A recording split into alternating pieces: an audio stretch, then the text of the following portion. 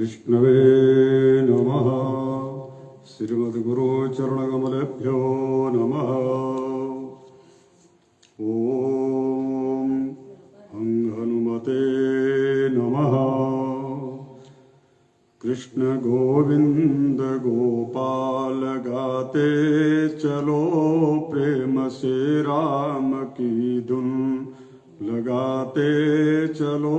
कृष्ण गोविंद गोपाल गाते चलो प्रेम से राम की धुन लगाते चलो।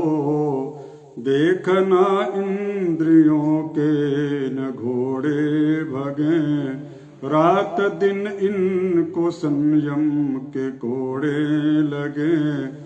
अपने रथ को शुमार्ग चलाते चलो। कृष्ण गोविंद गोपाल गाते चलो प्रेम से राम की धुन लगाते चलो। प्राण जाए मगर नाम भूलो नहीं, दुख में तड़पो नहीं, सुख में फूलो नहीं। प्रेम भक्ति के आंसू बहाते चलो। कृष्ण गोविंद गोपाल गाते चलो प्रेम से राम की धुन लगाते चलो। नाम जपते रहो काम करते रहो, नाम जपते रहो काम करते रहो। पाप की वासनाओं से डरते रहो, पाप की वासनाओं से डरते रहो। नाम धन का खजाना बढ़ाते चलो, नाम धन का खजाना बढ़ाते चलो। कृष्ण गोविंद गोपाल गाते चलो प्रेम से राम की धुन लगाते चलो। ध्यान आएगा उनको कभी ना कभी, ध्यान आएगा उनको कभी ना कभी। भक्त पाएगा उनको कभी ना कभी। ऐसा विश्वास मन में बढ़ाते चलो। कृष्ण गोविंद गोपाल गाते चलो प्रेम से राम की धुन लगाते चलो। कृष्ण गोविंद गोपाल गाते चलो। कृष्ण गोविंद गोपाल गाते चलो। हरे राम राम राम हरे हरे। हरे कृष्णा कृष्णा कृष्णा हरे हरे। हरे हरे हरे हरे। श्री राम जय राम,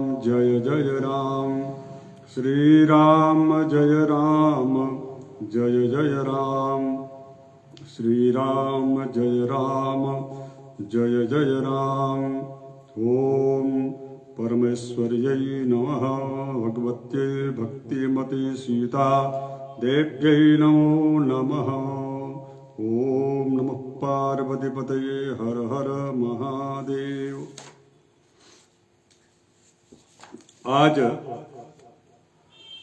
श्रीमद् वाल्मीकि रामायण के आज दशम सत्र अर्थात 10वें दिन आज बालकांड के 18वें सर्ग की भगवान लीला जो है, भगवान की जो लीला है उस पर हम आज उसका चिंतन करेंगे। क्योंकि 18वें सर्ग में जैसा कि आप सबको ज्ञात है कि भगवान श्री राम जी का प्राकट्य हुआ, उनका जन्म हुआ। 19वें सर्ग में उनके कुछ बाल लीला का वर्णन है और 20वें सर्ग में विश्वामित्र जी का आगमन होता है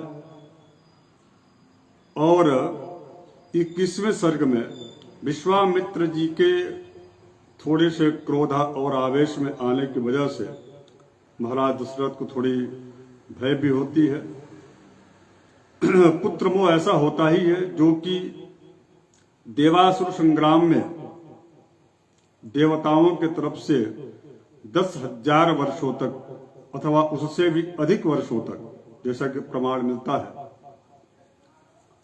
देवताओं की तरफ से, दैत्यों से, असुरों से, मायावी राक्षसों से युद्ध करने वाले वीर पुरुष महाराज दशरथ इक्ष्वाक वंश के जो है धर्मधुरीन, धर्मज्ञ, राजनीतिज्ञ, शास्त्रज्ञ ऐसे महाराज दशरथ अपने पुत्र को महर्षि विश्वामित्र जी के आने के बाद जब वो मांगते हैं कि आप मुझे अपना पुत्र दे दीजिए, चूंकि मारीच और सुबाहु ये दोनों राक्षस मुझे बड़ा प्रताड़ित और पीड़ित करते हैं, जो कि रावण के द्वारा प्रेषित है।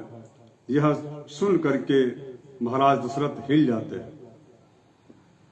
तो वहां तक की आज चर्चा इस कथा के क्रम में हम लेंगे, चूंकि भगवान के जन्म और जन्म से जो है 16 वर्ष तक की उम्र की जो लीला है उसका आज हम इस सत्र में चिंतन करेंगे। आप सब बने रहिए और इस कार्यक्रम को जो भी जहां से भी देख रहे हैं, आप सभी नियमित रूप से यदि आप दर्शक हैं तो आप सबको जय सिया राम। और आप सबको सूचित कर दें कि इसके पूर्व की सभी कथाएं हमारे YouTube चैनल पर उपलब्ध हैं, आप वहां पर भी देख सकते हैं। जैसा कि नियम है कि जो है जिस डिजिटल प्लेटफॉर्म पर मैं यह चर्चा कर रहा हूं, इसमें 30 दिन के बाद शायद वीडियो मिट जाता है, इसलिए हमने प्रयास किया है कि अपने जो सहयोगी गण हैं, साथी गण हैं, उनके द्वारा इसको YouTube पर अपलोड किया जाए ताकि आप सबको काफी दिनों तक इस कथा के रस का रसास्वादन प्राप्त हो सके। तो आइए कथा में प्रवेश करते हैं। 18वें सर्ग में महर्षि वाल्मीकि जी के इस दिव्य तेजोमयी जो रचना है श्रीमद् वाल्मीकि रामायण, इस रामायण के 18वें सर्ग में, जो कि बाल कांड का 18वां सर्ग, उसमें भगवान परात्पर परब्रह्म नारायण का महाराज दशरथ जी के यहाँ पुत्र रूप में जन्म होता है। यह जन्म चूंकि 8वें यानी कि 18वें सर्ग के 8वें और 9वें श्लोक में होता है। तो यहाँ पर एक भाव ये भी है संतों का, जो पूज्य संतगण है उनका, कि चूंकि महर्षि वाल्मीकि जी ने 18वें सर्ग में इस प्रकार का जन्म भगवान का होना, अर्थात 18 के परस्पर दोनों 8 और 1 अंकों को यदि जोड़ दिया जाए तो अंक होता है 9, और 9वें श्लोक में भी 9वें श्लोक में जन्म होता है 8 के बाद 9वें श्लोक में। इसका मतलब यह है कि 9 जो अंक है वह पूर्ण अंक है, और भगवान श्री राम जी का जो जन्म है वह पूर्ण परात्पर परब्रह्म के रूप में हुआ प्राकट्य। इसलिए ऐसा प्रतीत होता है कि महर्षि वाल्मीकि जी ने, महज केवल यह संयोग नहीं था, बल्कि महर्षि वाल्मीकि जी ने भगवान श्री राम जी का जन्म वाल्मीकि जो रामायण है उसके 18वें सर्ग में उन्होंने करवाया, और उनकी जो रचना है इसलिए बड़ा दिव्य है। तो कई प्रकार से संतों की अपनी व्यवस्था है, भगवान के चरित्र का, उनके कथा के रस का रसास्वादन करते हैं, उसकी व्याख्या करते हैं। तो उसमें से एक ये भी निश्चित रूप से है कि भगवान जो श्री राम है वह पूर्ण परात्पर परब्रह्म है। उनकी परब्रह्मता, उनकी दिव्यता और उनके चरित्र में भगवान की जो है भगवत सत्ता प्रत्येक क्षण उनके लीला में दिखाई देती है। अब आपके मन में यह विचार आ रहा होगा कि भगवान किसे कहते हैं। तो देखिए, भगवान शब्द की जो परिभाषा है वैयाकरणीय दृष्टिकोण से, यानी कि व्याकरण के दृष्टिकोण से, तो उसमें सबसे प्रथम बात तो यह है कि ब्रह्मा भगवान जो होते हैं वह जो है भज सेवायाम, जिसका भजन किया जाता हो, जिनकी भजन से सेवा की जाती हो, एक ये प्रमाण है।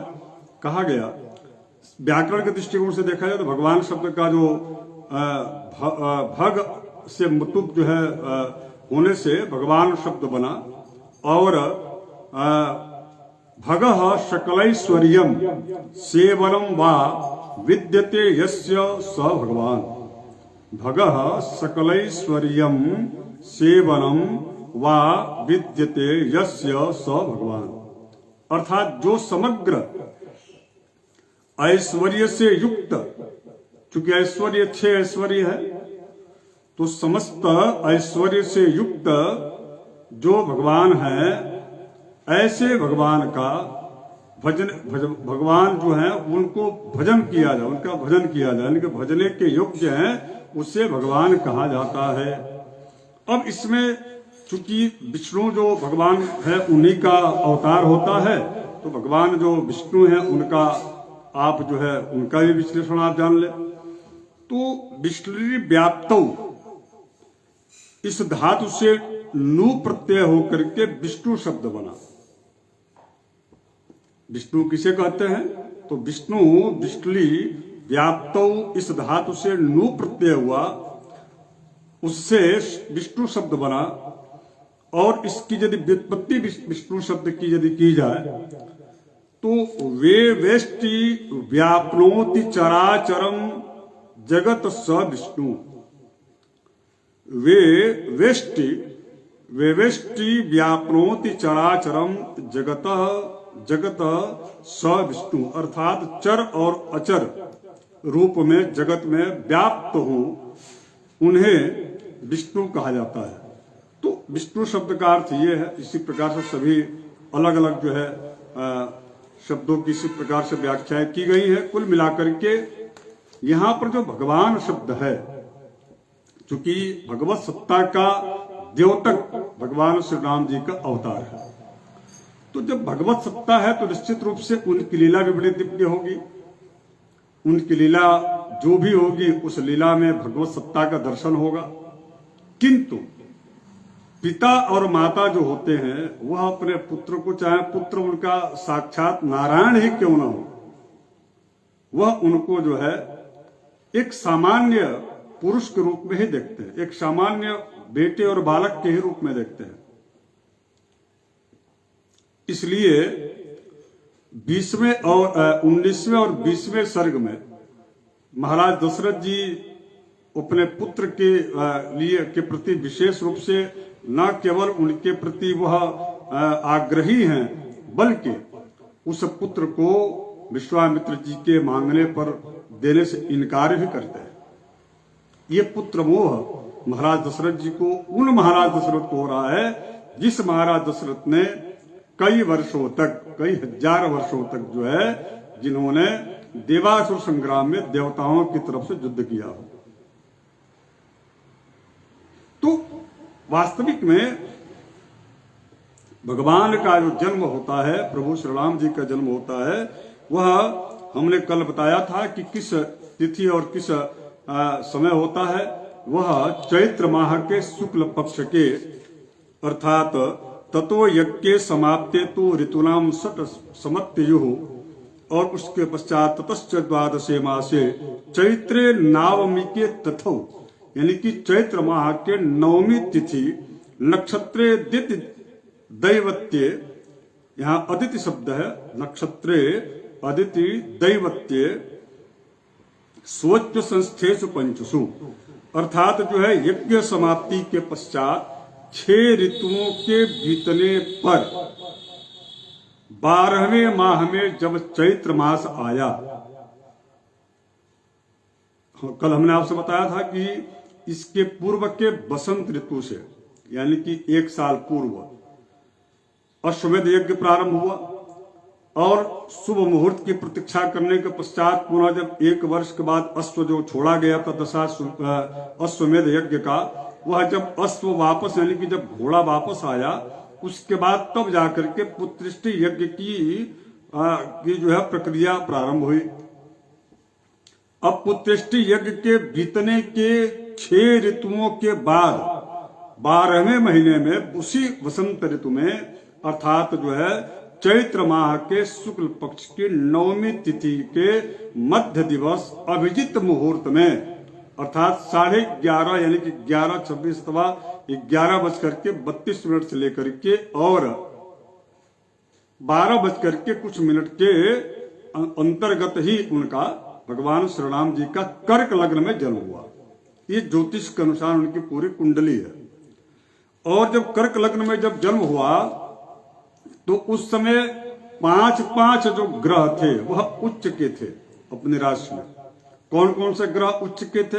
सूर्य पहला, दूसरा मंगल और तीसरा जो ग्रह था वह शनि, चौथा गुरु और 5वां शुक्र। ये 5 जो ग्रह हैं, ये 5 ग्रह उच्च अपनी उच्च की राशि में थे। तो जैसे सूर्य की उच्च की राशि कौन है? तो ज्योतिष के अनुसार सूर्य की उच्च की राशि मेष राशि है, अर्थात चैत्र का महीना होना सुनिश्चित हो रहा है, क्योंकि चैत्र के महीना में ही मेष राशि के सूर्य मेष राशि पर होते हैं। उसके बाद से मंगल, चूंकि मकर राशि पर जो है उच्च के होते हैं, तो उस समय मकर राशि में मंगल रहे होंगे। गुरु की उच्च की राशि कर्क राशि होती है, अर्थात लग्न में देवगुरु बृहस्पति होंगे। इसका मतलब यह है कि धर्म के प्रतीक, धर्म के प्रतिमान, वाणी पर संयम, बोलते समय स्थायित्व। राधे राधे, क्षमा कीजिए। तो इस प्रकार से लग्न में देवगुरु बृहस्पति का विराजमान होना, उच्च के चूंकि देवगुरु बृहस्पति है, तो इसका मतलब यह है कि बड़े शालीन, सादगी और धुरीन धर्म के मार्ग पर चलने वाले भगवान श्री राम थे। शुक्र उनके उच्च के थे। शुक्र के उच्च का मतलब कि निश्चित रूप से यह मीन राशि में उच्च के होते हैं, यानी कि 12वीं राशि है। तो जब कर्क जब लग्न होगा तो स्वाभाविक सी बात है कि जो उनका प्रोफेशनल जो स्थान है, जो पिता का विभाव कहा जाता है, दाक्षिणात्य जो दक्षिणी जो विद्वज्जन है, ज्योतिषी ज्योतिर्विदगण, वह उसे पिता का भी स्थान कहते हैं। तो वहां पर उच्च के शुक्र का मतलब यह है कि वैभव संपन्नता, परिपूर्णता थी। चक्रवर्ती शब्द की जो बात कही जाती है वह चक्रवर्ती और वैभव संपन्नता, ऐश्वर्य संपन्नता, यह सारी चीजें शुक्र वहां बैठकर दे रहे थे।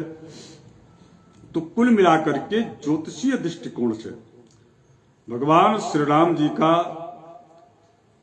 जो जन्म है वह अत्यधिक, और हमने कल आपसे बताया था, एक जो है प्रमाण आपको दिया था। कुछ लोग आजकल कहते हैं कि 8,000 वर्ष पूर्व ही राम जी का जन्म हुआ था, तो या 8 लाख वर्ष पूर्व हुआ था, कुछ ऐसा उनका प्रमाण, ऐसा कुछ जो है। यह सब कपोल कल्पनाएं हैं। इस तथ्य में बिल्कुल भी कोई इसकी कोई प्रामाणिकता नहीं है। इस पर कई बार विद्वज्जनों का आ चुका है, इसका जो है प्रमाण आ चुका है। तो भगवान श्री राम जी का 1,60,60,130 वर्ष पूर्व उनका जन्म हुआ था। अर्थात जो है, इसलिए चूंकि हरिवंश पुराण में, वायु पुराण, ब्रह्मांड पुराण, इसमें चतुर्विंशे युगे रामो वसिष्ठेन पुरोदशा सप्तमो रावणस्यार्धे यज्ञ दशरथात्मजा ऐसा प्रमाण आया है। यानी कि 1,81,00,000 और 60,130 वर्ष पूर्व उसके अनुसार भगवान श्री राम जी का कर्क लग्न में 9वीं तिथि के मध्य दिवस में उनका जन्म हुआ। अब इसके पश्चात चारों भाइयों के क्रमशः, अब इनके भाइयों के क्रम क्या है? देखिए, सबसे पहले 4 भाइयों में क्रम जो है, सबसे प्रथम यानी कि सबसे बड़े भगवान श्री राम जी थे, और दूसरे नंबर के भरत जी थे, जो कि कैकेयी जी के पुत्र थे, और तीसरे नंबर पर लक्ष्मण जी थे और चौथे नंबर पर शत्रुघ्न जी थे। अर्थात राम से छोटे जो है भरत जी थे, लक्ष्मण जी नहीं थे। कई लोगों को ऐसा भ्रांति है, भ्रम रहता है कि राम लक्ष्मण ऐसा, भरत शत्रुघ्न ऐसा नहीं है। भरत जी दूसरे नंबर के पुत्र थे, जैसा कि प्रमाण इस पर मिलता है। क्योंकि जो है कई बार इस प्रकार की बातें आती हैं, तो क्रमशः इसमें क्रम यही है कि कौशल्या जी के से जो है भगवान भरतो नाम कौशल्या सुशुभे तेन पुत्रणामित तेजसा यथा वरण देवानाम अदितिर वज्रपाणिना। और उसके बाद है कि भरत से कैकेयी से भरत जी का जन्म हुआ, साक्षात विष्णु चतुर्भाग सर्वे मुदितो गणैः। और लक्ष्मण जी का जो जन्म हुआ शत्रुघ्न जी का, क्रमशः पहले लक्ष्मण जी का हुआ, उसके पश्चात जो है शत्रुघ्न जी का हुआ। यह सुमित्रा जनयत सुतौ वीरौ सर्वशास्त्र सर्वास्त्र कुशलौ विष्णुरर्ध समन्वितौ। अर्थात इस प्रकार से सबके अलग अलग गुण थे, सभी अपने अपने क्षेत्र में बड़े ही गुणज्ञ थे, इसमें कोई संदेह नहीं है। कुल मिलाकर के इस प्रकार से चारों भाइयों का जन्म हुआ। और जन्म के पश्चात भगवान अतीत्यैकादशाहम तू नाम कर्म यथा तथा करोत ज्येष्ठ नाम महात्मानम भरतम कैकेयी सुतम। यहाँ पर भी अप्रमाण सिद्ध होता है कि सबसे पहले जो है जो बड़े भाई हैं उनका नाम राम रखा गया। प्रेम सोलिए भगवान श्री रामचंद्र जी महाराज की जय। और दूसरे जो भाई थे वह भरत जी थे, भरतम कैकेयी सुतम। तीसरे सौमित्रिम लक्ष्मण मीतिल शत्रुघ्नम परम तथा। और जो है सुमित्रा जी से लक्ष्मण जी, और उसके पश्चात सबसे छोटे भाई शत्रुघ्न जी। इस प्रकार से वशिष्ठ परम प्रीतो नामानि कुरुते सदा। इस प्रकार से चारों जो महाराज दशरथ हैं उनके चारों पुत्रों का उनके जन्म के 11 दिन के पश्चात। अब इसमें कई लोगों के विद्वत जनों के मन में आशंका रहती है, उसका हालांकि संक्षेप में नीचे महर्षि वाल्मीकि जी के रामायण में इस पर एक संक्षेपिका दे भी दी गई है कि रामायण तिलक के निर्माता एकादश दिन वह क्यों ऐसा कह रहे हैं। तो उसमें यह है कि सूतक के अंतिम दिन जो है उपलक्षण माना है। और उन्होंने कहा कि भाई चूंकि क्षत्रिय नियम है, श्रुति ग्रंथों का नियम है कि क्षत्रियों का 12 दिन तक उनको जो है सूतक जो है लगता है, तो सूतक के बाद ही नामकरण हो सकता है, इसके पहले नहीं हो सकता। अच्छा, मैं एक चीज और बताऊं आपको, थोड़ा सा इसमें एक विषय। एक है कोई संत हैं, तो उनके द्वारा कहा गया कि भगवान राम का जब जन्म हुआ चारों भाइयों का, तो उन्होंने बहुत सारा दान यज्ञ पूजा पाठ किया। तो आप सबको मैं बता दूं कि इस प्रकार का कहीं पर भी वर्णन नहीं है। दान देना अलग विषय है, उपहार उन्होंने दिया, दान नहीं दिया। जब तक सूतक रहेगा तब तक दान नहीं दिया जा सकता। हाँ, उपहार दिया जा सकता, उन्होंने उपहार दिया। और किसी भी प्रकार से कोई पूजा पाठ जो है सूतक में नहीं किया जाता। और श्रुति वाक्यों का निर्वाह महाराज दशरथ जी ने भी किया। इसलिए यहाँ पर कह रहे वाल्मीकि जी कि अतीत्यैकादशाहम, यानी कि भगवान राम के और चारों भाइयों का जो नामकरण है वह वशिष्ठ जी ने 11 दिन, अर्थात जो है जन्म के दूसरे दिन के बाद का 11वां दिन, अर्थात वह जो है 13वां दिन सिद्ध होगा।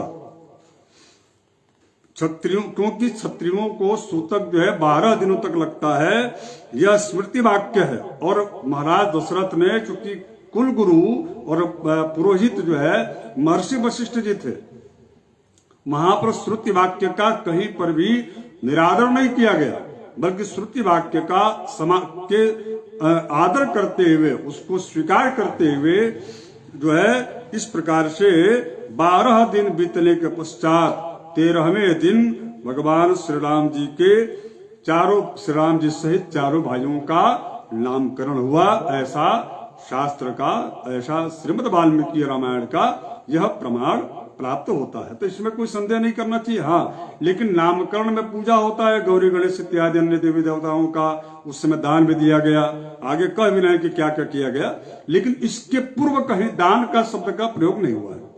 जैसा कि वो पूज्य कोई संत है, उनके वीडियो में मैंने देखा था, तो भावावेश में एक बोलना, वक्तव्य देना एक अलग विषय है, किंतु शास्त्रीय आधार पर वक्तव्य देना वह बड़ा ही कठिन होता है, क्योंकि अध्ययन के आधार पर ही करना चाहिए, क्योंकि लोग इससे भ्रमित होते हैं।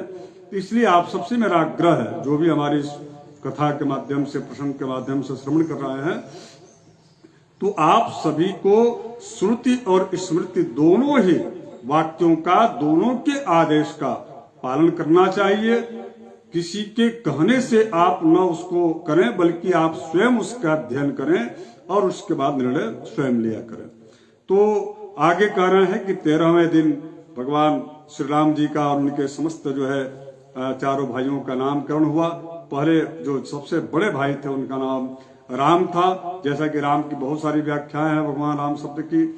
राम रमन्ते योगिनाम हृदयस्मिन् स रामः, जो योगियों के, यतियों के हृदय में भगवान राम यहाँ जो तत्व, जो प्राण वायु के रूप में निवास करे, उसका नाम, उनका नाम राम है, ऐसा है। और रामो विक्रवान स रामः, ये भी एक होगा, जो कि महर्षि वाल्मीकि जी ने कहा कि साक्षात जो है धर्म के साकार रूप ही भगवान राम है। रामो विक्रवान रामो विक्रवान धर्म, ऐसा उन्होंने कहा। धर्म का साकार यदि रूप है, आपको देखना हो, भगवान श्री राम जी के चरित्र में आप देख सकते हैं, इसलिए उनको धर्म का प्रतिमान कहा गया। तो इसी प्रकार से भरत, शत्रुघ्न, भरत, लक्ष्मण और शत्रुघ्न, इन जो है तीनों भाइयों का भी नामकरण हुआ। नामकरण के पश्चात जब नामकरण हुआ तो उसमें ब्राह्मणान भोजयामास, नामकरण में ही ब्राह्मणों को भोजन कराया गया। और उसके बाद पौरजान पदानपि अदद ब्राह्मणानाम च रत्नौ गम बलम बहु। और जब नामकरण का जब संस्कार हुआ, उस संस्कार में राजा दशरथ जी ने ब्राह्मणों को भोजन कराया, पूर्ववासियों को, जनपद वासियों को भी भोजन कराया। और ब्राह्मणानाम अददद, ब्राह्मणानाम अददद, अर्थात जो है ब्राह्मणों को बहुत सारे रत्न और बहुत सारे जो है धातु से निर्मित आभूषण इत्यादि वस्त्र ब्राह्मणों को दान में महाराज दशरथ ने दिया। अर्थात जो है नामकरण में दान दिया, नामकरण संस्कार के पूर्व सूतक में दान नहीं दिया। मेरे कहने का अभिप्राय ये है, और मेरा जो अभिप्राय है इसका आधार आपके समक्ष यह प्रस्तुत जो है श्रीमद् वाल्मीकि रामायण के बालकांड के 18वें सर्ग का यह 23वां श्लोक है। इसका बहुत ध्यान रखिएगा आप लोग। ऐसा नहीं कि भगवान ने तो उनके लिए कोई नियम नहीं है, नहीं, बिल्कुल जो श्रुति वाक्य है उसमें सभी लोग उसके जो है बंधन में है और सबको मानना चाहिए। यहां पर उसको जो है महाराज दशरथ भी माने हैं। तेषाम जन्म क्रियादीनी सर्व कर्माण्य कार्यतो तेषाम केतुरिव ज्येष्ठो रामो रतिकर पितुः। इस प्रकार से महर्षि वशिष्ठ ने समय समय पर राजा से उन बालकों के जैसे जात कर्म आदि जितने भी संस्कार हैं, सभी संस्कारों को क्रम वही था जैसा कि भगवान राम बड़े हैं और उसके बाद से जो है क्रमशः इसी प्रकार से भरत जी, लक्ष्मण और शत्रुघ्न जी का क्रम जो था वैसे ही वह करते चले गए। और वह जो चारों जो बालक थे, वो चारों बालक बभूव भूयो भूतानाम स्वम भूरिव संवतः सर्वे वेदविदः।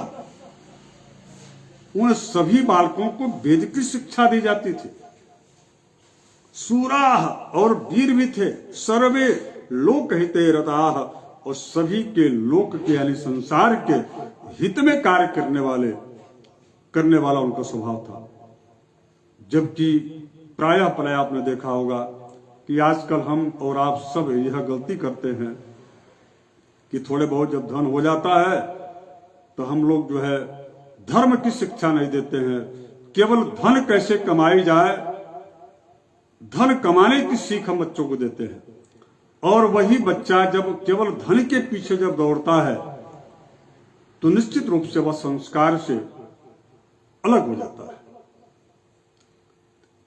जबकि धर्मशास्त्रों में कहा गया कि विद्या ददाति विनयम विनयादयाति पात्रताम पात्रत्वाद धनमाप्नोति धनात् धर्मम ततः सुखम।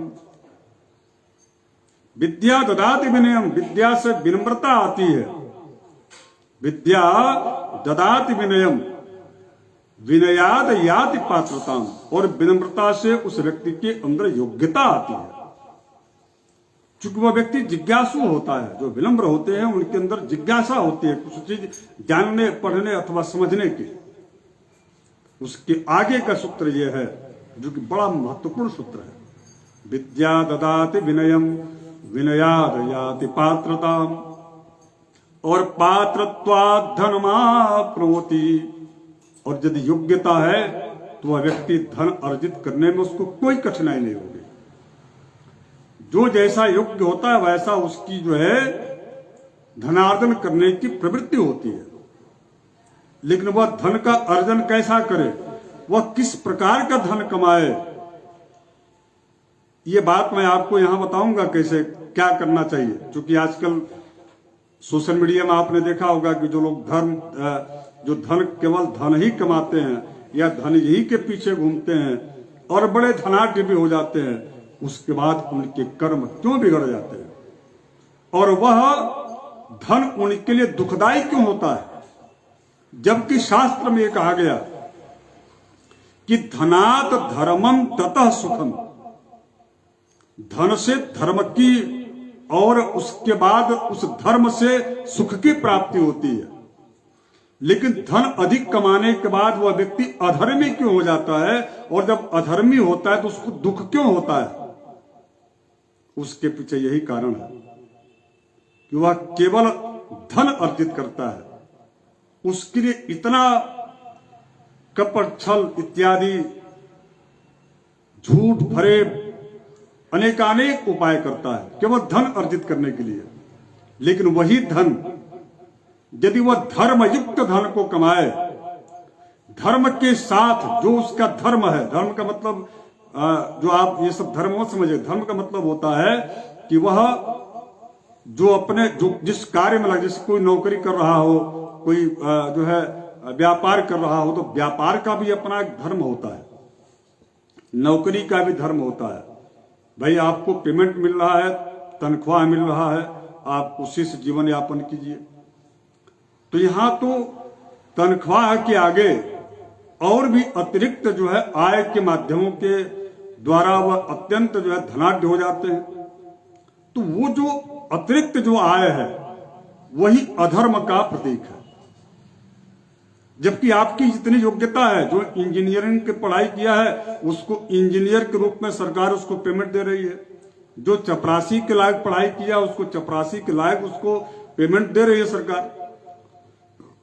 लेकिन यदि आप अपने जिस पद पर हैं उस पद के धर्म के साथ यदि आप जो है अधर्म कर रहे हैं, अर्थात जो है धर्म का पालन आप नहीं कर रहे हैं, बल्कि अतिरिक्त आय के लिए आप पाप कर्म कर रहे हैं, यानी कि भ्रष्टाचार कर रहे हैं, भ्रष्टाचार में लिप्त हैं, तो उससे आया हुआ जो धन है, ये केवल नौकरी की मैं बात नहीं कर रहा हूं, मैं व्यापार की भी बात कर रहा हूं, मैं प्रत्येक दिन के जीवन के व्यवहार की भी मैं बात कर रहा हूं। तो शास्त्र ये कहते हैं कि यदि योग्यता के अनुसार पात्रत्वात् धनमाप्नोति और धनात् धर्मम ततः सुखम, योग्यता के अनुसार धन की प्राप्ति और धन के जो है बाद उस धन से आप धर्म करें, धर्म कर्म कीजिए, अच्छा कार्य कीजिए, और जब आप अच्छा कार्य करेंगे तो वह धन आपका शुद्ध हो जाएगा और उसके बाद वह धन आपको जो है सुख देगा। मैंने देखा, हम चूंकि मेरा कार्यक्षेत्र ज्योतिष से जुड़ा हुआ है तो मेरे साथ ऐसा प्रायः होता है कि कई अलग अलग कैटेगरी के लोग आते हैं मिलने के लिए। कोई जो है सामान्य वर्ग का है, तो कोई अत्यंत समृद्ध परिवार का है, कोई कुछ है। किंतु वास्तविकता यह है, जब भी आप नजदीक से देखेंगे तो जीवन व्यवहार में धर्म अत्यंत आवश्यक है, और जहां पर धर्म नहीं है उनको आप दुखी पाएंगे। यहां भगवान श्री राम जी सहित उनके जो चारों भाई हैं, उन चारों भाइयों को शिक्षा में सबसे महत्वपूर्ण बात ये महर्षि वाल्मीकि जी कहते हैं। महर्षि वाल्मीकि जी इस बात का उद्घोष करते हैं कि आप अपने बच्चे को चाहे जो भी धन अर्जित करने के विधि विधान या व्यावसायिक शिक्षा आप जरूर दीजिए, इसमें कोई दो मत नहीं कि बिना धन का कुछ नहीं होता, लेकिन उसके साथ शुरुआत कहां से करना आपको है, तो कह रहे हैं कि सर्वे वेद विदः सुराः सर्वे लोकहिते रताः। सबसे पहले तो उसको जो है वेद की जानकारी, संस्कारों की जानकारी, स्मृति और स्रोत जो ग्रंथ हैं उन ग्रंथों के नियम की जानकारी, तब जाकर के वह जब धन अर्जित करेगा तो वह धन जो है उसके जीवन को सुखमय बनाएगा। सर्वे ज्ञानोपसंपन्नाः सर्वे समुदिता गुणैः तेषामपि महातेजा रामः सत्यपराक्रमः इष्टः सर्वस्य लोकस्य शशांक इव निर्मल गजस्कंधे स्वपृष्ठे च रथचर्या सुसम्मतः। क्या बात है, इतना अच्छा यह काव्य है कि जिसको पढ़ करके बड़ा आनंद आता है। व्याख्या तो यदि किया जाए तो आनंद ही आनंद है। धनुर्वेदे च निरतः पितुः शुश्रूषरतः, इनकी सर्वे ज्ञानोपसंपन्ना, सभी चारों भाई जो है ज्ञान से संपन्न हो गए। और सबसे बड़ी बात यह है कि सभी भाई सद्गुणी थे, सत्य पराक्रमी, और उसके पश्चात जो है सबके प्रिय भगवान राम थे, सत्य पराक्रमी भी थे। ऐसा नहीं कि जैसे आप लोग देखे होंगे कि छोटे छोटे जो बच्चे होते हैं आपस में खेलते हैं और उसके बाद जो है दूसरे किसी को थोड़ा सा ऊपर नीचे करके हरा देते हैं और बोलते हैं भैया मैं तो तुमको हरा दिया, मैं जीत गया। ये उनके बाल अवस्था में भी ये चीज नहीं देखा गया, और पूत के पांव जो है पालने में दिख जाते हैं। इसका मतलब यह है कि सत्य पराक्रम, जो भी पराक्रम था भगवान श्री राम जी के सहित उनके चारों भाइयों का, वह सत्यता से ओतप्रोत था। शशांक इव निर्मलः, चंद्र के जैसे, शशि के जैसे निर्मल स्वभाव था। गजस कंधेस्तु पृष्ठे, गज का जो हाथी का जो कंधा होता है, देखिए ना कंधा, उसके जैसा जो है हाथी पर के कंधे पर और घोड़े की पीठ पर कैसे बैठा जाए, यह कला राजाओं के राजकुमारों को दिया जाता था। क्योंकि उस समय के जो युद्ध होते थे वह हाथी और घोड़े पर सवार होकर के होते थे, तो उसमें प्रवीण थे, अर्थात फुर्तीले होंगे तभी तो कूद के चढ़ जाते होंगे।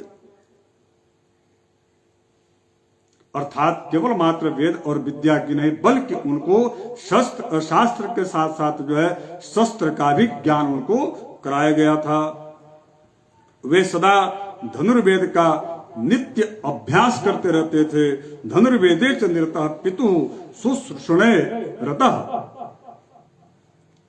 और उसके बाद जो इसमें पंक्ति है आप सबके लिए और ज्यादा महत्वपूर्ण है, और वो क्या है, इतना सब कुछ करने के बाद भगवान जो राम हैं वह अपने पिताजी की सेवा में लगे रहते थे। कह रहे हैं कि पितुः शुश्रूषणे रतः, वह अपने पिता के सेवा में लगे रहते थे और अपने पिता से हर जो है नीति और नियमों को जानने का प्रयास करते थे, जिज्ञासु के रूप में पूछते थे।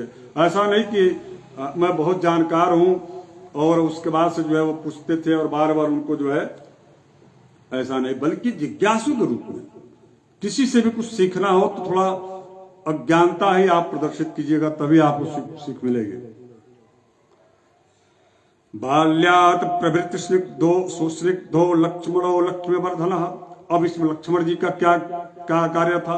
तो लक्ष्मण जी क्या करते थे कि बाल्यात प्रवृत्ति सुस्निग्धो, यानी कि बाल अवस्था से ही वह जो है लक्ष्मी की कैसे वृद्धि हो उसके बारे में उनका जो है विशेष रूप से उनका ध्यान रहता था।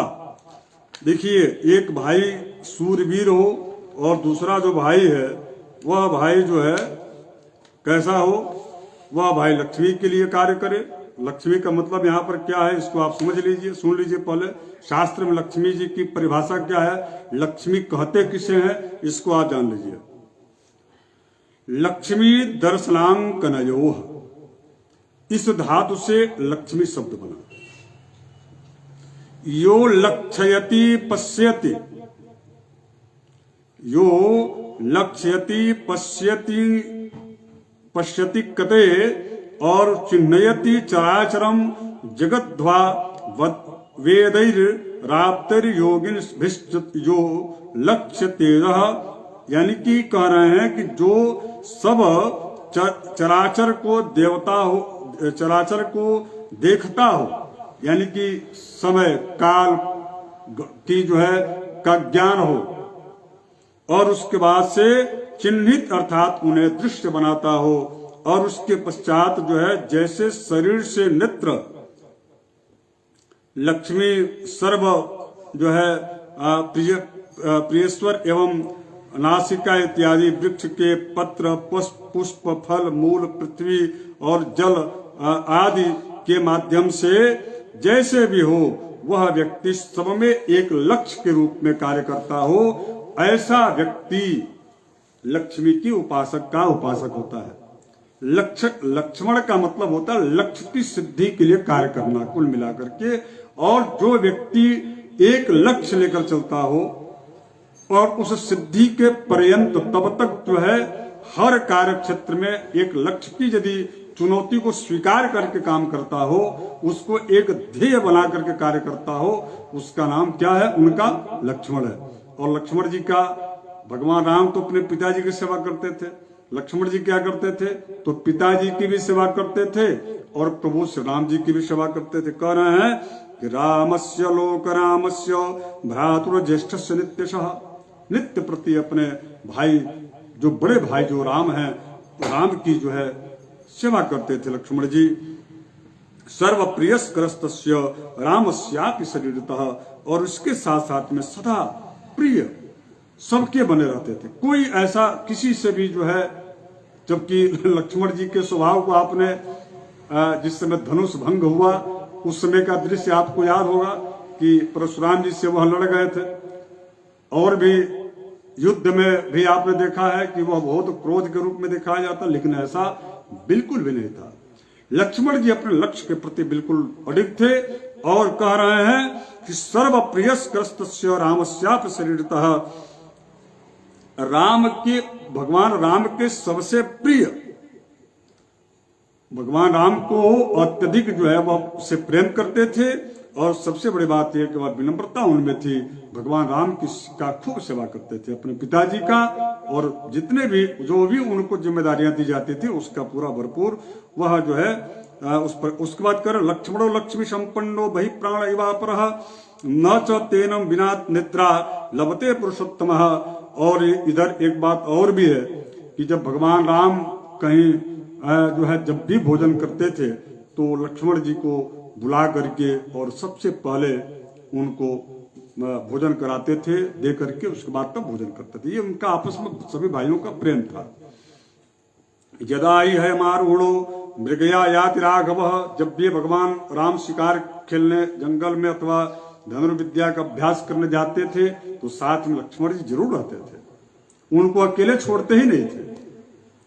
भरतस्यापि शत्रुघ्नो रक्षण वार, और यही स्थिति भरत जी के साथ शत्रुघ्न जी रहते थे।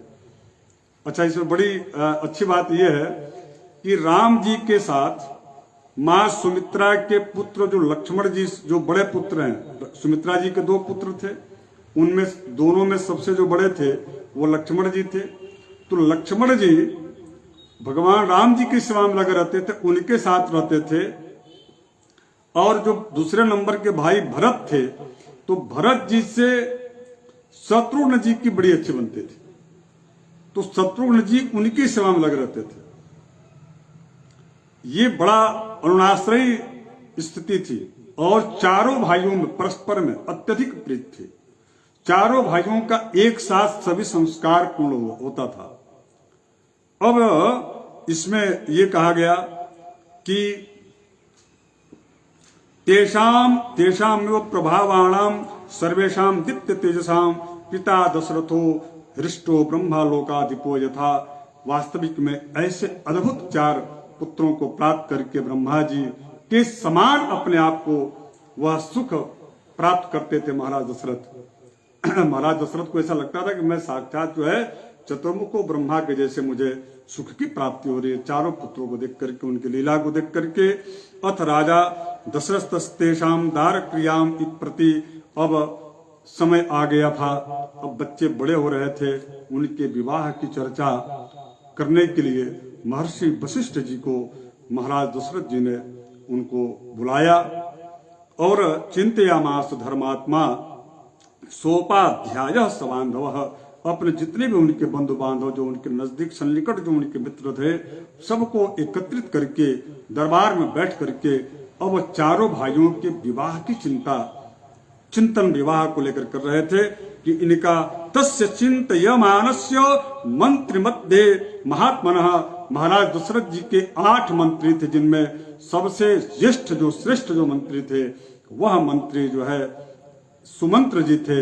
और उसके बाद से कुलगुरु महर्षि वशिष्ठ जी थे और पुरोहित भी थे, और भी उनके जितने भी बंधु बांधव थे सबको बुला करके एकत्रित करके और चारों भाइयों के विवाह की चर्चा वहां पर हो रही है। चिंतन हो रहा है कि कैसे किया जाए, कहाँ किया जाए, कौन सी ऐसी कन्या हो जो कि दोनों कुल को लेकर के चलने वाली हो। तस्य चिंतयमानस्य मंत्र मध्ये महात्मनः अभ्यागच्छन् महातेजा विश्वामित्रो महामुनि।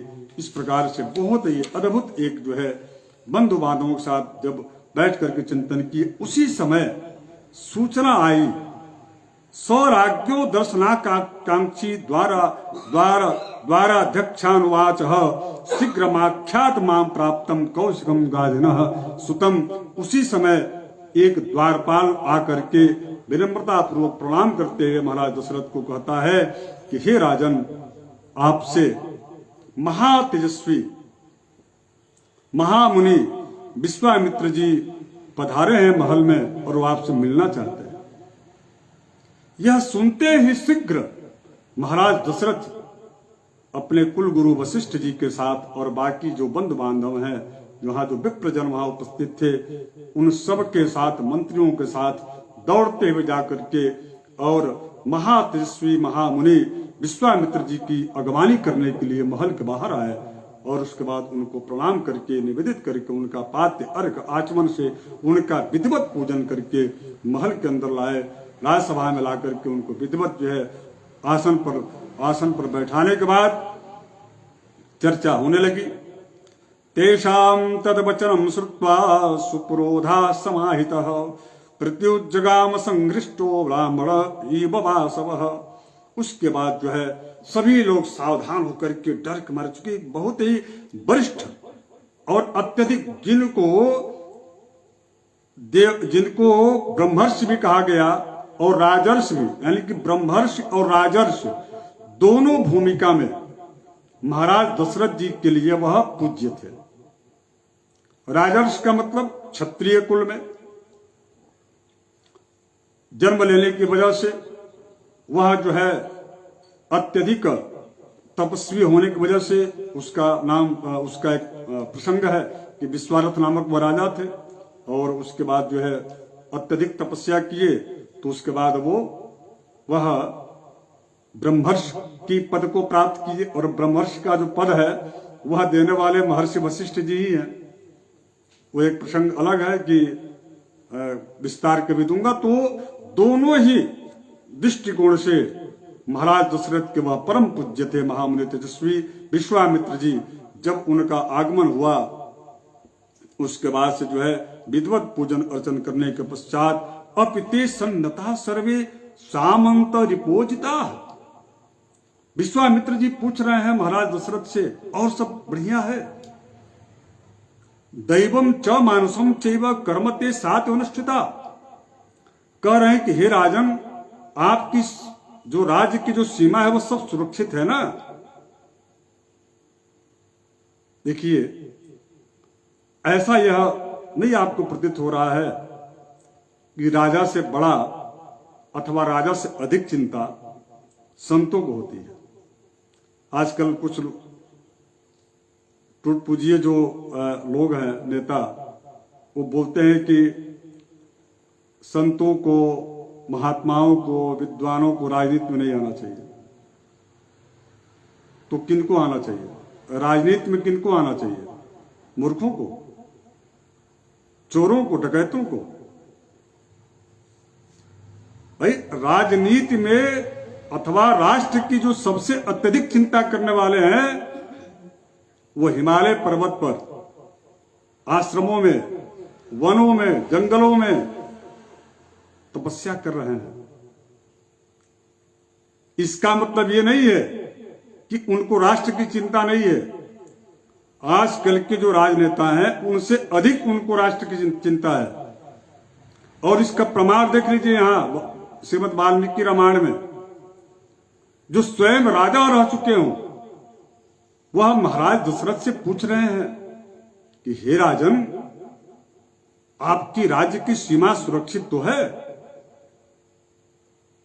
अच्छा, मान लीजिए महाराज दशरथ बोलते कि नहीं सुरक्षित है, तो क्या होता? इतिहास इसका गवाह है। उस समय जो है शस्त्र उठा करके यही ऋषि महर्षि युद्ध किए हैं राजाओं की सुरक्षा के लिए, राज्य की सुरक्षा के लिए, मनुष्यता की सुरक्षा के लिए, मानवता की रक्षा के लिए। कह रहे हैं अपि ते, जैसे कोई वरिष्ठ व्यक्ति हो और वह अपने छोटे लोगों से हाल चाल पूछता, वैसा महर्षि विश्वामित्र जी जो है महामुनि तेजस्वी, वह पूछ रहे हैं राजा दशरथ जी से। वो भी तब पूछ रहे हैं उस दशरथ से जो दशरथ जो है इतना स्वयं वृद्ध हैं और इतना स्वतः सूरवीर रहे हैं। इक्ष्वाक वंशी महाराज दशरथ हैं, कोई सामान्य व्यक्ति नहीं। लेकिन पूछ रहे हैं अपिते सन्नता सर्वे सामंत रिपोजिता। आपके निकट के सभी जो राजा शत्रु हैं, शत्रु राजा, उनसे आपकी जो है समक्ष, सब आपके समक्ष नतमस्तक तो है ना? कोई चिंता तो नहीं है? आपकी सीमा सुरक्षित तो है? आपके यज्ञ याग आदि देव कर्म, जो आतिथ्य, जो सत्कार आदि जो एक राजा का धर्म होता है, वह सब आप नित्य करते हैं ना? महाराज दशरथ केवल हाथ जोड़कर बोल रहे हैं, हाँ प्रभु। वशिष्ठम च समागम्य कुशलम मुनिपुंगवः ऋषिश्च तान यथा न्यायम महाभाग उवाच। इसके बाद महाभाग मुनिवर विश्वामित्र ने वशिष्ठ जी को कई प्रकार के जो है अन्यान्य प्रकार से ऋषियों से मिल करके उनका सबका यथावत जो है कुशल समाचार पूछा। जो उस समय राज्य में रहते थे ऋषि महर्षि, उनके बारे में भी, और महर्षि वशिष्ठ जी के बारे में, और भी कई सारी अलग अलग जो है विषयों की बड़ा गंभीरता से चिंतन हुई। उसके बाद तब आया विषय, वो जिस विषय पर पहले से महाराज दशरथ जो है चिंतन कर रहे थे, लेकिन कोई प्रकट नहीं कर रहा है डर के मारे, क्योंकि महाराज अभी तक विश्वामित्र जी के आने का उद्देश्य क्या था यह स्पष्ट नहीं हुआ है। और जब उद्देश्य स्पष्ट हो जाएगा तब जाकर के पूर्व का जो विचार जो चल रहा था वो उसको जो है प्रकट किया जाएगा। लेकिन मुझे ऐसा लगता है कि आगे के जो कथाक्रम है उसमें राजा दशरथ जी ने इसके पहले जो चर्चा जो चल रही थी उसको बिल्कुल भूल ही गए। क्यों? क्योंकि वहां पर प्राथमिकता किसकी है? प्राथमिकता वहां पर अतिथि के रूप में आए हुए जो विश्वामित्र जी हैं उनकी है। कभी भी आपके घर में भी इस प्रकार से हो ऐसा नहीं कि हम पहले से कोई जो है टेप रिकॉर्ड में गाना सुन रहे हैं अथवा टीवी में कोई ऐसा सीरियल और पिक्चर देख रहे हैं, उस समय कोई आपके यहाँ आगंतुक आ गया तो आप गुस्से में से एकदम तिलमिला उठे, अरे तुम कैसे आ गए, इस समय तो डिस्टर्ब हो गया, या कोई कार्य चल रहा उसमें आप जो है, तो ऐसा नहीं है। यदि आपके चाहे जिस भी प्रकार के कार्य चल रहे हो, घर में आप कर रहे हो, दैनिक व्यवहार जगत में, किंतु यदि आपके यहाँ अतिथि आ जाए तो सारा कार्य छोड़ करके, हमारा यह वेद का जो है उद्घोष है कि अतिथि देवो भवः, अतिथि जो होता है वह देवता के समान होता है, और तत्काल उठ करके उनको विनम्रता पूर्वक उनकी आतिथ्य सत्कार करने चाहिए। तो इसका मतलब, और ये चीज उस समय भी किया गया। तो उसके पश्चात जो है पूर्वम राजर्षि शब्देन तपसा द्योति प्रभा ब्रह्मर्षित्व मनु प्राप्त पूज्यो से बहुधामया तमद भूत मभूत विप्र पवित्रम परमम मम। पूर्व काल में, यानी कि इसके पहले, पूर्वम राजर्षि शब्देन, महाराज दशरथ कह रहे हैं विश्वामित्र जी को खुश करने के लिए, कहना भी चाहिए। देखिए कोई आगंतुक आ गया तो हम मुंह खुला कर ऐसे बढ़ जाएंगे तब गड़बड़ है। जब कोई आगंतुक आ गया तो उससे प्रसन्नता पूर्वक उनसे बात करना चाहिए, और थोड़ी सी उनकी जो है तारीफ भी करना चाहिए। यह भी यहां सूत्र मिलता है। तो विश्वामित्र जी जब आए और उनके समस्त जो है पाद्य अर्घ आचमन इत्यादि से पूजन करने के पश्चात उनका आवभगत जब हो गया, तब जाकर के महाराज दशरथ जी कह रहे हैं कि पूर्वम राजर्षि शब्देन तपसा द्योतित प्रभु ब्रह्मर्षि मत्वनु प्राप्त पूज्योसी बहुधामया तमद भूतम भूत विप्र पवित्रम परमम मम। कह रहे हैं कि पूर्व काल में आप जो है राजर्षि भी थे और उसके बाद आप ब्रह्मर्षि हैं। मेरे लिए तो आप दोनों ही रूप में अत्यंत पूजनीय हैं। ब्रह्मर्षित्व मनु प्राप्त पूज्योसी बहुधामया। इसलिए प्रभु अब आप उसके बाद कह रहे हैं कि आप तो आपका आगमन, आपके आगमन मात्र से मेरा यह जो श्रीधाम अयोध्या है, यह अयोध्या जो है तीर्थ के रूप में हो गया है, यानी कि बहुत ही पवित्र हो गया। आपका आगमन बड़ा ही शुभ है और निश्चित रूप से कुछ और अच्छा होने वाला है। इसलिए आपका यह आगमन शुभागमन हमारे लिए है। कई लोग कहते हैं कि भैया आकर के बैठ गया, जा ही नहीं रहा है, तो ऐसा नहीं है। वहां क्या हो रहा है, किसी के भी आगमन को आप शुभता की दृष्टि से देखिए, और निश्चित रूप से संत का जब आगमन हो, संत का जब भी स्मरण हो, अथवा किसी साधु अथवा संत के यदि कार्य में आप लगे हैं तो साधु ते होई न कार्य जहाने। यदि आप साधु अथवा संत के यदि कार्य में आप सहयोग दे रहे हैं अथवा लगे हुए हैं तो उसमें आपकी कभी हानि नहीं होगी, बल्कि कुछ न कुछ आपको उसका लाभ जरूर मिलेगा। यहाँ कह रहे हैं कर्ता चाम शेषेणो दैवतम ही भगवान मम चायम मनु प्राप्तो महनुद्यो द्विज। तब हम बार बार कह रहे हैं कि देखिए प्रभु, आप जो भी आज्ञा देंगे, आप किस उद्देश्य से आए हैं उसको बताइए, इसलिए कि मैं उसकी बिना उसको जाने में उसको पूर्ण कैसे करूंगा। मम चायम मनु प्राप्तो महान अभ्युदयो द्विज तवा आगमनजः कृष्णो धर्मश्चानुत्तमो द्विज। कह रहे हैं कि यदि, और मैं करता हूं, कर्ता चाहम शेषण दैवतम हे भगवान मम, यानी कि जब आप कहेंगे तो मैं उसको जरूर करूंगा, ये मेरी प्रतिज्ञा है प्रभु। और मैं इक्ष्वाक वंश का जो है महाराज दशरथ में कह रहा हूं कि जो भी आप कहेंगे मैं उससे जरूर करूंगा। आप हमारा आतिथ्य स्वीकार किए, इसके लिए आपको पुनः बार बार प्रणाम हो। और आपके जो है जो भी आपके द्वारा निर्णय लिया जाएगा, निश्चित रूप से उसमें मेरा कहीं न कहीं अभ्युदय छुपा होगा, ऐसा मुझे पूर्ण विश्वास है। अच्छा, कई बार ऐसा भी होता है कि कई अतिथि ऐसे आते हैं जो ठग और धूर्त आ जाते हैं, तो उसको तो आपको पहचानना पड़ेगा। यहां अतिथि की बात हो रही है, ठगों की और धूर्तों की बात नहीं हो रही है। इसलिए कह रहे हैं, मुझे तनिक भी संदेह नहीं है, महाराज दशरथ कह रहे हैं कि आपके आगमन से मेरा अभ्युदय ही होगा। मुझे ऐसा पूर्ण विश्वास है। आप कहिए, आपके आने का उद्देश्य क्या है, बताएं। उसके पश्चात जो है उसके पश्चात एक जो 19वें सर्ग में प्रसंग आ रहा है कि यत तू में हृदगतम वाक्यम तस्य कार्यस्य निश्चयम कुरुष्व राजा राज शार्दूल भव सत्य प्रतिश्रव। अच्छा ठीक है, जब आप इतना कह रहे हैं राजन, तो मैं आपसे एक बात कह रहा हूं, उसको आप ध्यान से सुनिए। ये कौन कह रहे हैं? विश्वामित्र जी महाराज दशरथ से। क्या कह रहे हैं? कह रहे हैं, लेकिन उसके बाद ये भी कह रहे हैं कि जो मैं कहने जा रहा हूं उसको आप जरूर कीजिएगा। कह रहे हैं कि कुरुष्व राज शार्दूल भव सत्य प्रतिश्रव। आप फिर नकारिएगा मत, चूंकि मैं जिस उद्देश्य से आया हूं अब मैं उस उद्देश्य को बताने जा रहा हूं।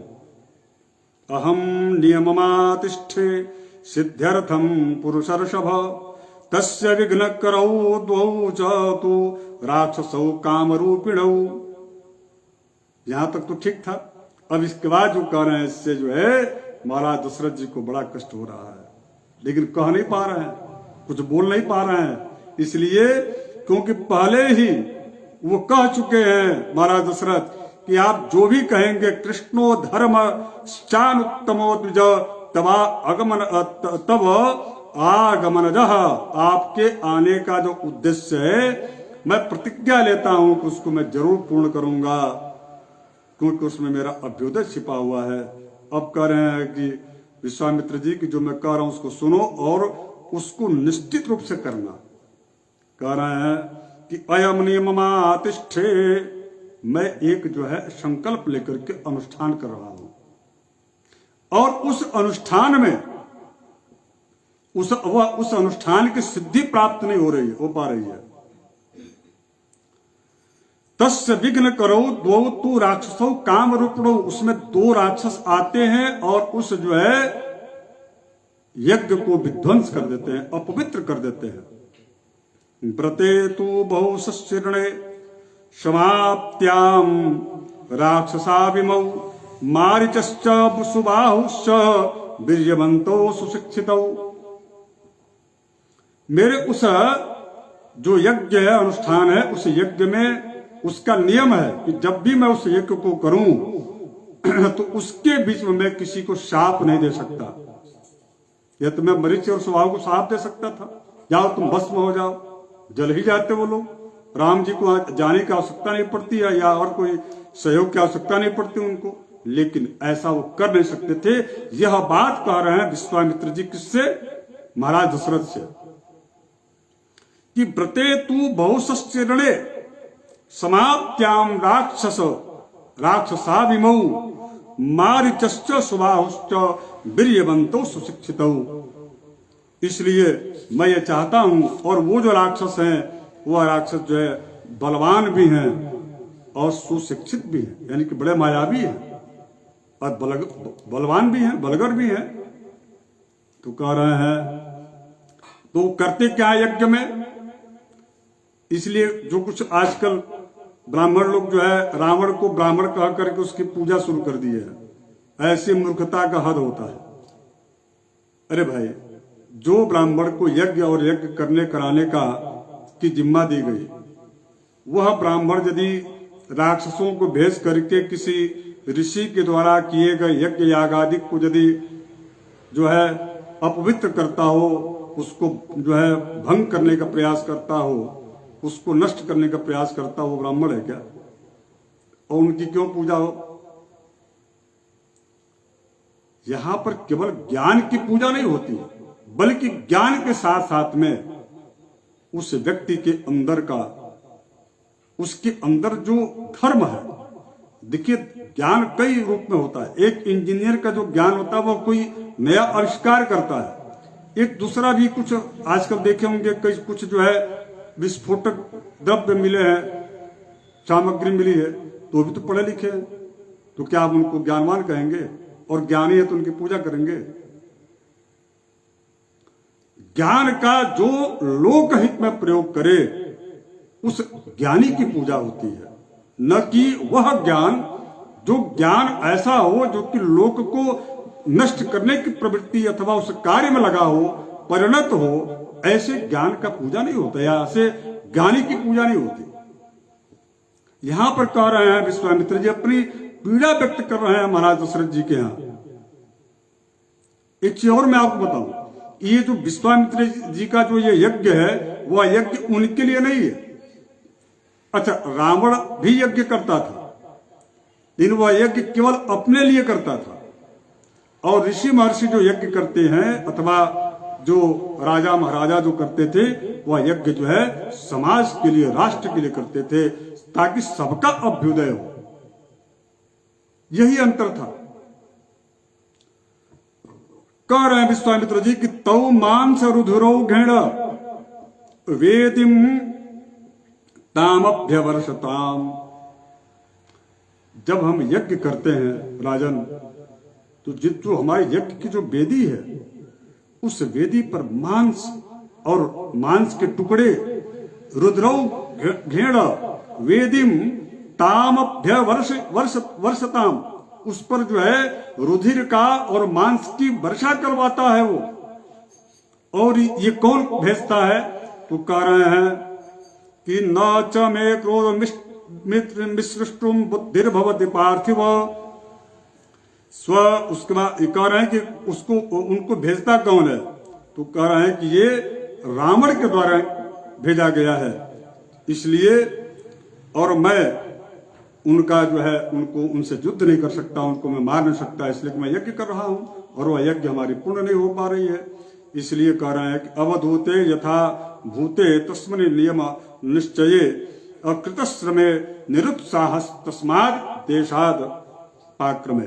इस प्रकार से बार बार जो है चक्की देखिए, यज्ञ में कभी भी क्रोध नहीं करना चाहिए। पूजा पाठ जब भी हो तो गुस्सा वुस्सा नहीं करना चाहिए। कई लोग ऐसा होता है कि पूजा पाठ में अत्यधिक गुस्से में रहते हैं, तो क्रोध करने से उस यज्ञ की पूर्णता नहीं होती है। इसलिए मैं क्रोध करके साप दे सकता था, मारीच और सुबाहु को, लेकिन वो मैं नहीं कर सकता। तो मैं विधिवत उनसे लड़ने के लिए उस युद्ध कौशल को आपके पुत्रों को मैं सिखा दूंगा। विशेष करके मुझे केवल मात्र जो है राम चाहिए, और जब राम जाएंगे तो लक्ष्मण जी उनके सेवा में जाते ही है, जी भी करेंगे। उन्होंने कहा कि बस केवल मात्र इनको आप दे दीजिए, मैं इनको पारंगत कर दूंगा। केवल मात्र जो है ये दोनों हमारे यज्ञ की रक्षा के निमित्त वहां पर जो है विराजमान रहें, और बाकी इसके पश्चात जो है ताकि मेरा यज्ञ पूर्ण हो जाए। और वह यज्ञ जो है वो लोकहित के लिए यज्ञ है। वो मेरा उस यज्ञ से मेरा तो हित होगा ही, क्यों नहीं होगा, लेकिन वह यज्ञ जो है लोक हित के लिए है, इसलिए उस यज्ञ को पूर्ण होना अत्यंत आवश्यक है। जब उन्होंने कहा कि आपके जो है पराक्रमी, सत्य पराक्रमी, यानी कि ईमानदारी से मेहनत करने वाला, शिद्दत से किसी भी कार्य को करने वाले और विनम्र सादगी से रहने वाले, इतने विशाल राज्य के जो है राजा। अरे भाई, 2 राज्य था ना, उत्तर कौशल और जहां से ये कार्यक्रम कर रहा हूं दक्षिण कौशल, अर्थात जो है छत्तीसगढ़ दंडकारण्य का जो पूरा एरिया था, सब उन्हीं के क्षेत्र में था। उधर कैके देश का भी पूरी जिम्मा इनके हाथ में थी, महाराज दशरथ के। तो राजा दशरथ जी के का जो क्षेत्र था बहुत बड़ा था। तो उन्होंने कहा कि इतने जो है बड़े क्षेत्र का कि राजा के जो राजकुमार हैं उनको तनिक भी अभिमान और घमंड नहीं है, इसलिए कह रहे हैं कि वो बड़े विनम्र हैं। राम कह रहे हैं कि श्रेयाश्चास्मै प्रदास्यामि बहुरूपम न संशय त्रियाणामपि लोकानाम येन ख्याति गमिष्यति। और हे राजन, यदि आपके पुत्र मेरे साथ वहां जा करके और इस प्रकार के यज्ञ में यदि वो सहयोग करेंगे, इससे त्रियाणामपि लोकानाम, तीनों लोक में, लोका नाम त्रियाणामपि येन ख्यातिम भविष्य गमिष्यति। तो इससे जो है उनको तीनों लोक में ख्याति अर्जित हो जाएगी। इसका मतलब यह है कि ये कोई साधारण यात्रा नहीं है राम जी की। इस यात्रा में कई सारे, और तो आप सब तो जानते होंगे, चूंकि हमसे ज्यादा आप सभी मानस के और अन्य जो है ग्रंथों के अध्ययनशील व्यक्ति हैं आप लोग। तो लेकिन मैं वाल्मीकि जी के शब्दों में जो उनके रामायण में जो रचना में है उसको मैं आपके समक्ष जो अक्षरशः श्रवण कराने का प्रयास कर रहा हूं। तो उन्होंने कहा कि न चतौ राम मासाद्य स्थातुम कथंचन, यानी इस प्रकार से यदि मैं राम जी को सिखा दूंगा और वो खड़े हो जाएंगे वहां पर मारिच स्वभाव चाहे कोई भी आ जाए, मायावी से मायावी राक्षस, वो भी जो है उनको राम हरा देंगे, उनको पराजित कर देंगे, इसमें कोई संदेह नहीं है। और यह जो खबर होगी, यह जो सूचना होगी, ये जो यश होगा, यह यश जो है तीनों लोक में गाया जाएगा। यह इतनी अच्छी ख्याति इन दोनों को मिल जाएगी। न च तो राघवादन्यो हंतुमुत्सते पुमान वीर्यासक्तो तितौ पापौ काल पाश वशम गतौ रामस्य राजा शार्दूलम। उसके बाद से जो है इस प्रकार से जब कहते हैं तो अब इसमें देखिए एक बड़ा पिता जो होता है वो पिता बहुत ही कोमल हृदय का होता है, और वो भी ये ऐसे पिता हैं जिन्होंने 60,000 वर्षों के बाद 60 वर्ष सहस्त्राणी जातस्य मम कौशिक, महाराज दशरथ जी ऐसे हाथ जोड़कर कह रहे हैं, हे प्रभु आप मुझसे सब कुछ ले लीजिए, लेकिन 16 साल भी अभी पूरा नहीं हुआ है राम जी का। कह रहे हैं कि उन 16 वर्षों में रामो राजीव लोचन न युद्ध योग्यतामस्य पश्यामि स राक्षसैः। अभी तो 16 वर्ष भी नहीं पूरा हुआ है इन बालकों का, और आप कमल नयन इतने सुंदर कोमल सुकोमल, जिसके अंग प्रत्यंग बिल्कुल अभी कोमल हैं, आप उनको मांग रहे हैं। ऐसी कठोर हृदय जिनके युद्ध में कोई युद्ध का धर्म का पालना किया जाता हो, मायावी युद्ध करते हो, और वो ऐसे युद्ध करने वाले ये दोनों हैं मारीच और सुबाहु, जो कि क्रूर रावण के द्वारा ये प्रेषित हैं। कृपा करके प्रभु कुछ और आप मांगिए, बल्कि मैं तो ये कहता हूं कि 60 वर्ष सहस्त्राणी जातस्य मम कौशिक। हे कौशिक, हे महर्षि विश्वामित्र जी, मैं जब 60,000 वर्ष का जब मेरी की आयु जब पूर्ण हुई है, अब इतनी बुढ़ापा में, यानी कि जो 60,000 साल के हों, तो बुढ़ापे तो आजकल तो 60 साल बड़ा मुश्किल है। तो इस उम्र में कृष्ण पादितश्चायम न रामम नेतुमर्हसि, मैं जो है कठिन यज्ञ, यानी कि कठोर जो पुत्रष्टि और अश्वमेधादि जो यज्ञ है, उन यज्ञों को पूर्ण करने के पश्चात मुझे पुत्रों की प्राप्ति हुई है, और यह पुत्र मेरे लिए अत्यधिक जो है प्रिय हैं। मैं इन पुत्रों को नहीं देना चाहता आपको। चतुर्णामात्मजानाम ही प्रीति परमिका मम ज्येष्ठे धर्म प्रधाने च न रामम नेतुमर्हसि। और इन चारों में तो ये जो बड़ा जो पुत्र है ना, इसको तो मैं बिल्कुल भी एक पल भी अपने नेत्रों से ओझल नहीं होने देना चाहता। इसलिए प्रभु आप यदि कहें, आदेश दें, तो उन राक्षसों से युद्ध करने के लिए मैं स्वतः, चूंकि मैं एक अक्षौहिणी सेना का मालिक हूं, यानी कि मैं एक जो है अक्षौहिणी सेना का मैं आधिपत्य करता हूं। यदि आप कहें तो निश्चित रूप से मैं स्वयं जो है युद्ध करने के लिए वहां तत्पर हूं, मैं चल सकता हूं, ताकि आपके इस यज्ञ का यह यज्ञ पूर्ण हो सके। निश्चित रूप से आपका यह यज्ञ जगत के लिए अत्यधिक आवश्यक है पूर्ण होना, इसमें लोकहित छिपा हुआ है। यदा न खलु यज्ञस्य विघ्न कर्ता महाबलः तेन संचोदितौ तौ राक्षसौ च महाबलौ। अच्छा, इसके बाद देखिए महाराज दशरथ जी क्या कह रहे हैं, बड़ा ध्यान से आप सुनिएगा। कह रहे हैं कि इत्युक्तो मुनिना तेन राजोवाच मुनिं तदा न हि शक्तोऽस्मि संग्रामे स्थातुतं तस्य दुरात्मनः। प्रभु, हे मुनीश्वर, हे महर्षि, मैं जानता हूं कि मारीच और सुबाहु को रावण ने भेजा है, ये रावण के द्वारा प्रेषित है। और उसके बाद कह रहे हैं कि हे मुनिवर, जो रावण है वह इतना बड़ा दुरात्मा है,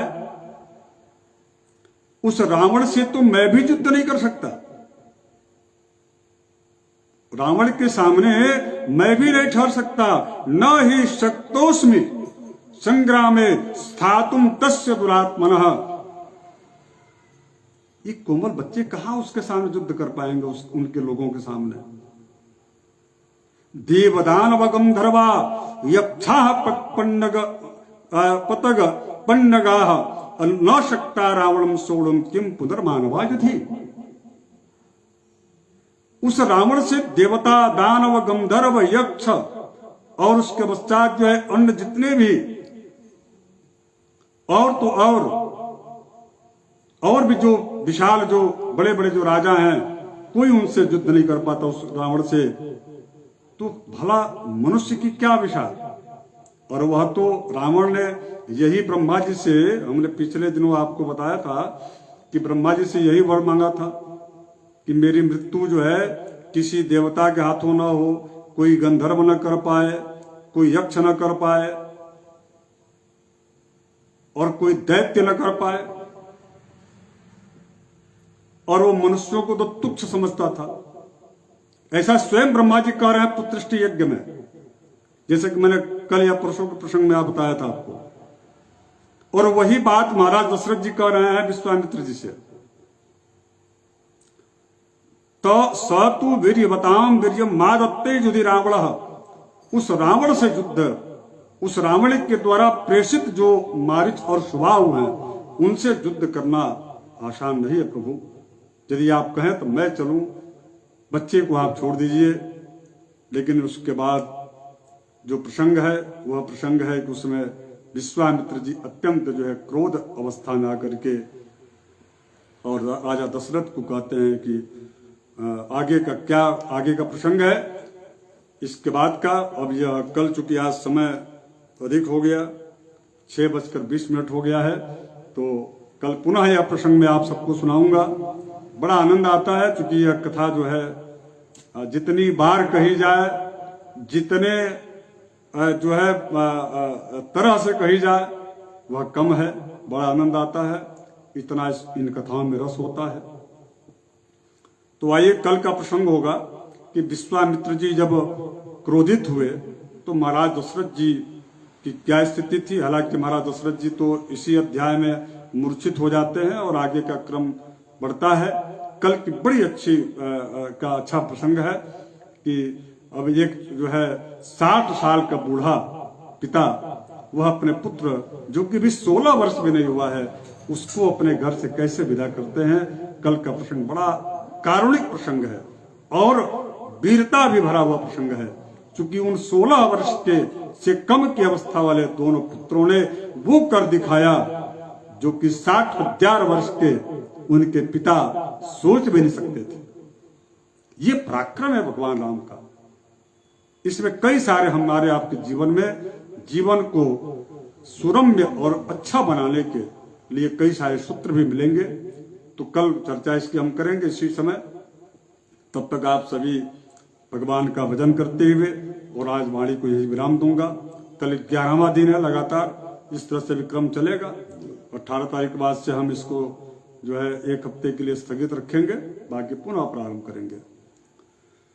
तो आइए भगवान नाम संकीर्तन करें। हरे राम राम राम हरे हरे, हरे राम